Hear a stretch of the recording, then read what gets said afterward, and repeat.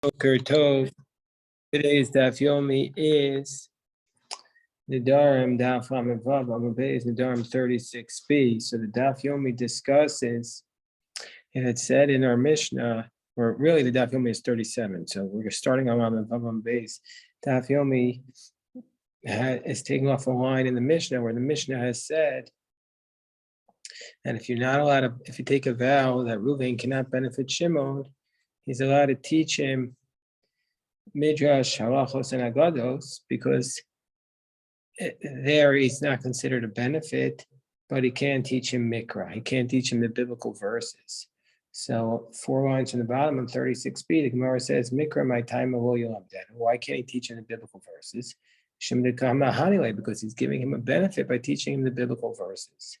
So it says the Gemara, Midrash Nami Kamahanile. Well, he's also benefiting him by teaching him Midrash.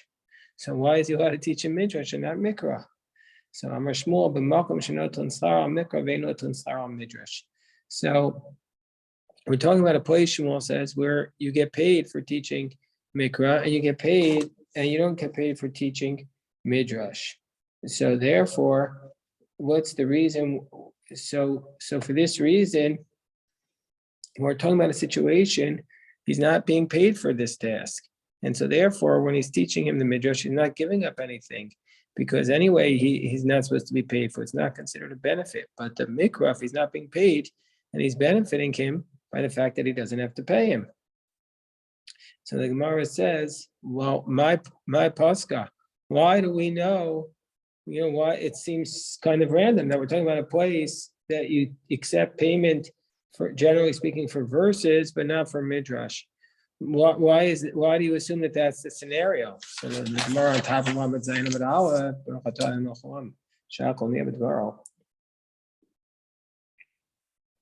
Gemara on top of Lamed Zayin Amud Aleph teaches us a Kamash Malan. No, that's exactly what we're learning from here also. That there are some places where you could take money for teaching biblical verses. It's not every place, but there were some places where they had that practice. You're only allowed to take place. You're only allowed to take money for biblical verses, but not for midrash. For midrash, you're not allowed to take the money. So ma'ishna midrash delo. So the Gemara says, well, why are you not allowed to take the money for teaching midrash? So the Gemara says, well, because it's based upon the fact that when Hashem told Moshe, that Moshe told the Bnei Israel, he said, I have a commandment to teach you the Torah. And then I went ahead and I taught you the Chukim Mushpatim, Kasher Tivani Hashem, just like God commanded me to teach. Just like I was commanded to teach for free. Just like I was commanded to teach for free. And some commentaries say, just like Hashem taught Moshe for free, just like I was commanded to teach for free, so too you're also commanded to teach for free. And that's the reason we're not allowed to get paid for teaching the halachos, the midrash, and the agados. So the Gemara says, well, if that's the case, mikra nami b'chinam. So why are you allowed to accept money for teaching the biblical verses? You shouldn't be allowed to accept money for it. So the Gemara says, correct, you're really not allowed to accept money for teaching the biblical verses. But there's two theories why you're allowed to accept the money. Rav says, schar shimor. You're not being paid for teaching the verses. You're being paid for babysitting. You're being paid for watching the children. That's what the Rosh says. Noton al na'arim ketanim. You're taking money for watching the young children. Alom de mikra. You're teaching them the biblical verses, l'shomram, just to watch them. You don't want them going out in the middle of the day into the streets and the markets and the malls, the aziku, and they'll do damage. And then they're gonna learn how to do bad things. So you're just babysitting. You're not being paid, but while you're there, you're teaching them Torah. But you're not being paid for teaching the Torah. You're being paid for making sure they don't hurt themselves. The Rabbi Yochanan says, no, you're being paid for the star pisut tamim. Rabbi Yochanan says, no, you're being paid not for the Torah, but for teaching them the trop. The Rosh says, to chant the verses properly. The Rosh says it's not a biblical law. And you're allowed to take money for it. So again, how do we get to this point? What you're allowed to take? We're talking about a case. Why are you allowed to teach a midrash halacha gadol? Because that's never for money, and so therefore, and that's because that's for adults, generally speaking. It's not for little children, and so therefore, you're allowed to teach it to them, even though you're not allowed to give them benefit. But the case of the mikra, the biblical verses, you're not allowed to teach them because typically speaking, that was done for small children, and those people were paid for it. So, but why are you allowed to get paid for biblical verses, but generally speaking, for biblical verses, but not for midrash halacha nagata? So Rav says because generally speaking, you're being paid for not for teaching the Torah, but you're being paid for either watching the children. Or Rabbi Yochanan says you're being paid just for teaching them to sing the pisuk ta'amim, the nigunim, the trop. So the Gemara says Tanan. So let's go back to our Mishnah. It says lo yolam denu mikra, that you're not allowed to teach them the biblical verses. Bishlama l'man amar schar pisuk ta'amim. Makes sense according to Rabbi Yochanan why you can't teach him the biblical verses. It makes sense according to Rabbi Yochanan why you're not allowed to teach him the biblical verses, because normally you're paid, and in this case you're not paid. But according to Rav, it says the reason why you can't teach him biblical verses is because normally you're paid for watching the little children. Well, in this case, he's an adult, gadol. The person who moving took a vow against Shimon. We assume Shimon's an adult. So gadol bar Shimon. So you don't have to babysit the adult, and so therefore you're not allowed to charge him for that. So why can't you teach him the biblical verses? Gemara says no. We're talking about in our Mishnah is bikatan. Bikatan katani. Our Mishnah is talking about a minor, and that's why Ruvain's not allowed to teach Shimon the biblical verses because Shimon's a little kid. Only bikatan. So the Gemara says, well, if it's a minor, ema seif. What's the next clause of the Mishnah say? And the next clause of the Mishnah says of a Mohammed espana of mikra. But you're allowed to teach, even though Reuven can't teach Shimon the biblical verses, he's allowed to teach Shimon's children the biblical verses. Now that only makes sense. So the Gemara says, Katan bar banamu, but that doesn't make sense that Shimon's going to have children. If he's a minor, how is he going to have children? So the Gemara says, Chisuri mechsura. So the text is missing certain words, and this is how we have to fill it in. This is what our Mishnah said. Lo yulamdenu mikra. You're not allowed to teach, if Reuven has a vow that he can't benefit Shimon, he's not allowed to teach him biblical verses, because there he's normally paid for watching him. But that's by a katan, that's by a minor.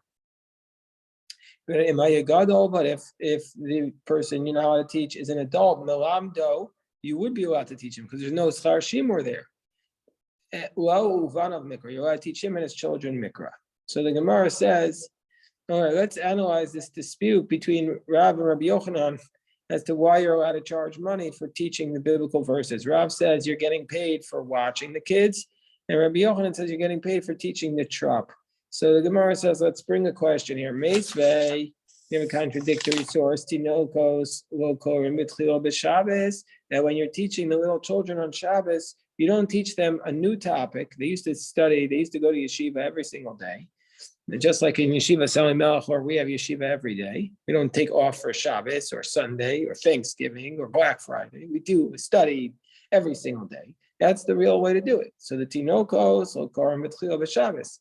The little children, they're not allowed to learn a new. They're not supposed to start a new topic on Shabbos. Now, Lashon and Barishon, but they can review a topic for the first time.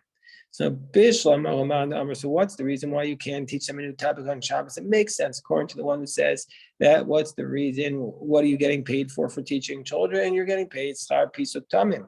You're getting paid for teaching them the trop. That's why you can't start a new topic on Shabbos, because if it's new, you're being paid for teaching them something new. So if it's something old, you're not being paid for teaching them something old. So you can review a topic with them on Shabbos because you're not being paid on Shabbos for that. The Gemara assumes that this is a question of being paid on Shabbos for work. But according to one who says that the concern here is what are you being paid for when you watch children? You're being paid for when you teach children, being paid for watching them. So then, what's the difference if you're teaching them a new topic or a old topic? You're not being paid to actually teach. You're just being paid to babysit. So if that's the case, why can't you start a new topic on Shabbos? And what's the difference between starting a new topic? But why can you review a topic? You're being paid for watching them on Shabbos in either way, and that should be problematic. So the Gemara says, okay, first of all, let's just take a step back. The whole concept of being paid on Shabbos is not really applicable here. We have to see a different reason why we're not allowed to teach them a new topic on Shabbos. But first, let's clarify that the whole concept of being paid on Shabbos is not a problem here, because here you're being paid, you're not being paid directly for the work you did on Shabbos. It's going to be through a concept called havla. Your payment is absorbed into other payments that are made. That's what the Gemara is going to say. According to your logic, under this reasoning, is it really prohibited to get paid for teaching the trup on Shabbos? Havlahi, it's absorbed within your teaching the rest of the week. And so you're being paid for the whole week. You're not being paid specifically for Shabbos. This concept of havla, being absorbed, is allowed to be paid in that way for work on Shabbos. The Tanya, because we learned in the following brisa, let's say you hire a worker, Lishmor.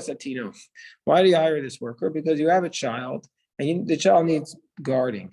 Why does the child need guarding? We're talking about a scenario here where the child was being raised on bedrock so that he could escort the paraduma, the red heifer, to be able to be sacrificed on the Mount of Olives, not slaughtered on Mount of Olives, and we can use its ashes from the Mei Shiloach, and mix them with the water of the Mei Shiloach, and make the red heifer the Mei Chatas. So the child needs to be raised in absolute purity. So we hire somebody to watch them to make sure they don't become tamei. Or Lishmor Sapar, we hire somebody who wants to guard the red heifer so that the paraduma does not become tamei.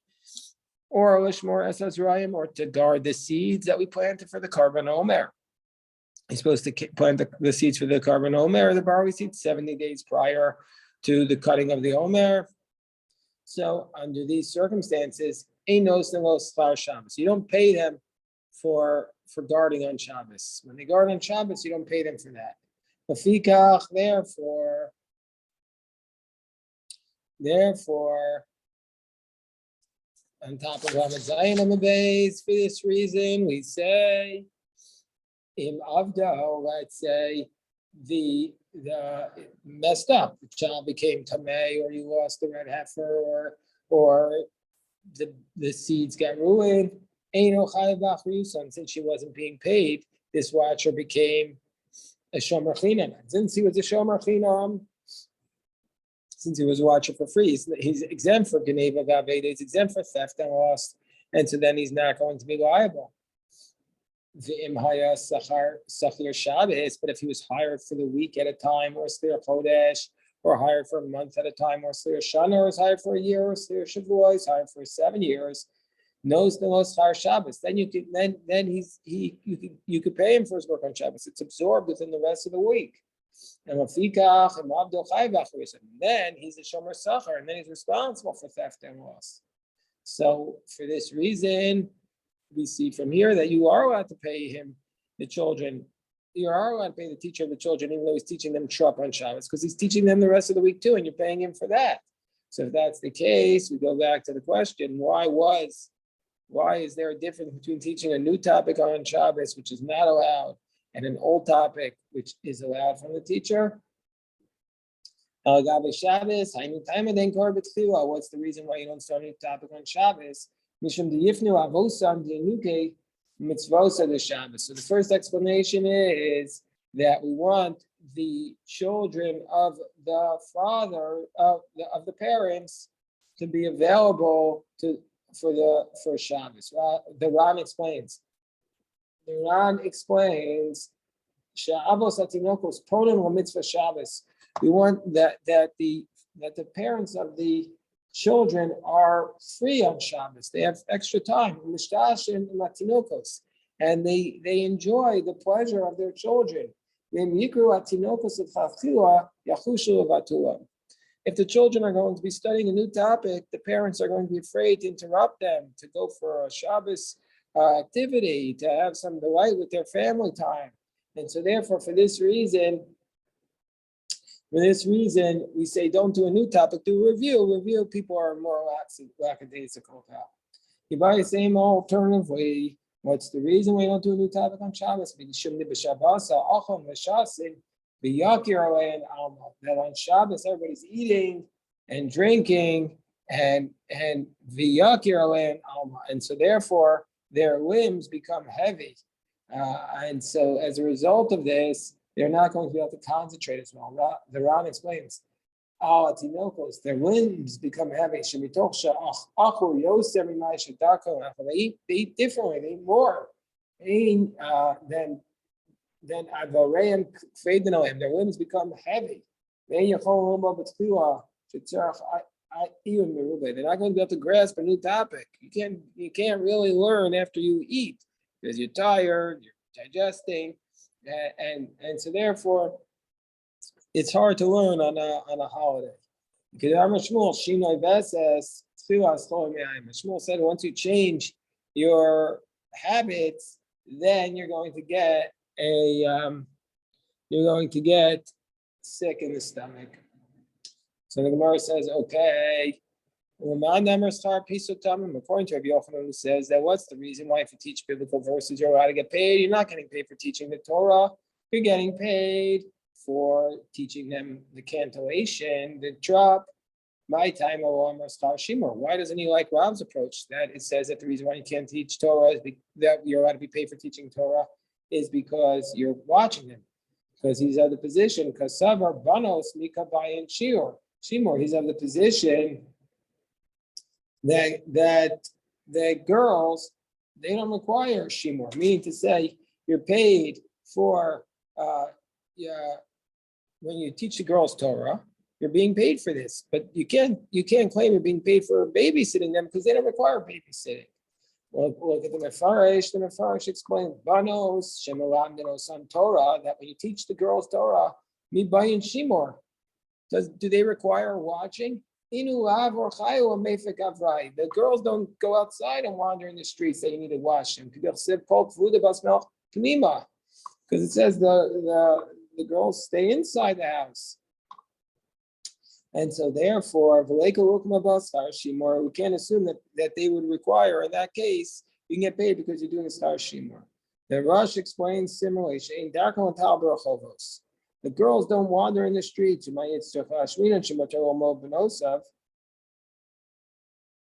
And so therefore,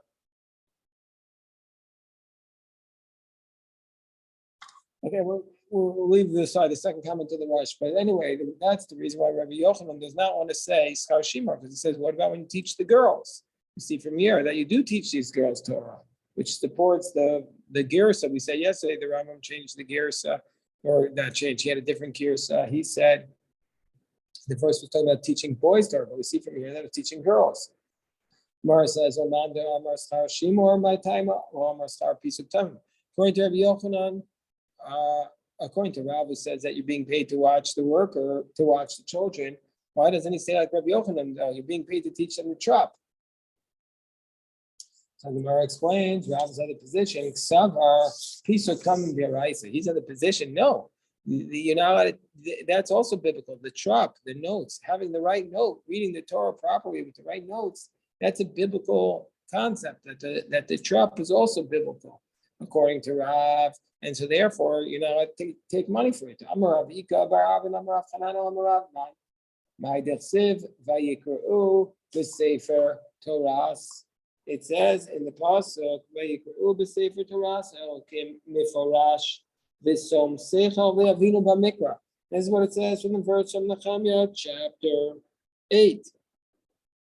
They read from the book of the Torah of God, and it was clear, V'som Seichel, and they applied the Seichel, and they understood the verses. What does that mean? Vayikru b'sefer Torah Elokim. What does that mean? Vayikru b'sefer Torah Elokim, that they read from the book of the Torah of God. That refers to Zeh Mikra. That refers to they read the verses. Mefurash Zeh Targum. That refers to the translation of the Torah. They read that. V'som Seichel Elu Apsukim. They read the verses. V'avinu b'mikra, and they understood it. That refers to the Pisuk Tamim, that they read it with the trap. The Amila, and some say Elu Masoros, that this refers to the Masoros, to the tradition. That's what it refers to. That which was handed down by Masorah, handed down by tradition. We said on this week's parsha, Parshas Vayetze, we have a concept of the tradition. That why did it say Vayetze Yaakov the Baal Turim? We said yesterday because the parsha is a sesuma, it's a closed parsha, and we said yesterday that what do you mean it's a closed parsha? That there was some other tradition, the Masorah, that this was one of the two parshas in the Torah where there was no gap between this parsha and the next parsha. Like Parshas Vayechi, normally you have a gap of 6 words between the two parshas, but this is the only parsha where there's no gap. And in addition to Vayechi, but we don't have that Masorah. We don't have that tradition. It's not our custom in our Torahs, but it is with respect to Parshas Vayetze. It is one of the two parshas in the Torah, Vayetze and Miketz, that they are sasum, that there's no paragraph breaks in the whole portion. Vayetze and Miketz, one of two parshas where there's no gaps in the whole parsha. So this is what's called Masorah. These are the traditions. So I'm Rabbi Yitzchak. So now Rabbi Yitzchak taught Mikra Sofrim, the way the Sofrim read it, meaning to say how we're supposed to read the Torah. The Itor Sofrim and Itor Sofrim. This, the Ran says, are the extra words that were just written to beautify the language. They're called Itor because they are Ma'atrin Esalashim. They crown the language. Ukriyan v'uksivan, and when then there's a word that we read even though it's not written. Uksivan v'ukriyan, and the words that are written but we don't read them. All of these are halacha and Moshe Sinai. All of these is a tradition from Moses at Sinai. Even though many of these cases appear in Nach and not in the Torah, we still say in the Gemara that they're considered laws from Moses at Sinai.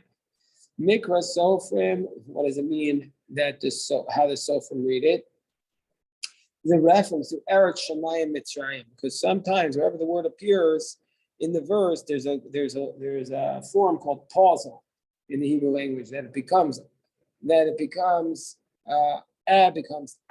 at the end of the verse or at the end of a phrase. So that is a tradition and describes how we read it. What's Iter Sofrim? These are extra words. Achar Tavoro, Achar Telech, Achar Teasef.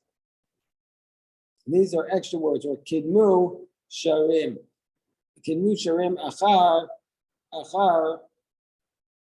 Kidmu Sharim Achar Nognim B'toch Aramos Tofefos. Presumably in this case, the word Achar is, in all these cases, Achar is extra or not needed. Sikascha Kahareya. Presumably the Chaf of Kaharei is not needed. What's an example of Kriyan V'lo Ksivan? That's one that's read, but it's not written.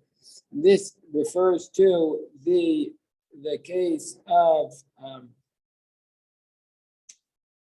So what is it? What's the case there? So it refers to the verse of. Hold on, let me make sure I'm reading it properly. This is from Shmuel Beis, chapter Ches, verse Gimel. That we add on the word, even though it's not in the pasuk, we add on the word karas, even though it's not written. And the kasher, also in Shmuel Beis, the kasher yishal ish b'dvar ha'elokim, and we add on the word ish, even though it's not written there in our versions. And also in Jeremiah, ba'im dinim nasa hinei ba'im ne'um Hashem v'nim nasa ha'irah. And also in Jeremiah chapter 50, la de poeta, because it says in the verse, Fanu al saviv al yehi la poeta, and also the word from the book of Ruth, es, to who God we call asher asis es hamosech, and also the word a lie. It says that you come down hagoran and you add in the word a lie, even though that was Naomi speaking to the that was Naomi giving Ruth the instructions, and Ruth goes down and she did everything that her mother-in-law commanded her to do, and we add in the word Eli, even though it's not written there explicitly. Deha Seirim, and also from the book of Ruth, the Hasorim, the barley corns. She said, these are the 6 barley corns that he gave to me. And he told me, don't come back empty-handed to your mother-in-law. Halim Kiryan books, even all these things are read, even though they're not explicitly written. Those are all from the books of Tanakh. There's nothing like that in the Torah. But we have in Torah, Ksavim will Kiryan, we have things that are written, but we don't read them. That's Na from the verse of Yislach. And we also have Zos from the verse Da HaMitzvah. It says V'zos HaMitzvah, Achukim HaMishpatim. So that's a word that we're supposed to, it says it's written, but we're not supposed to read it. But so this is, the Ran says that this is a reference to the Seder Eschanan, but the Mefarish says this is a reference to a verse from Jeremiah. But we go back to the point from the Ran. He says, the Ran says, Beseder Eschanan, Kach Masasi Kasuv V'lo Nimtza B'Sfarim Shalanu. He says, I found that this is written I found that this is written this way. It's written with the word Zos HaMitzvah Chukim HaMishpatim, but this is not the way it appears in our Sepharim. That's what the Ran says. And so therefore, it's that in the Masorah, he says it's brought down as Zosta Nefesh instead of Zosta Mitzvah, which is a reference to the verse in Jeremiah. Anyway, we don't have that version today, says the Ran, in our versions of the Torah, so he's referring to two separate versions. Okay, so let us stop here.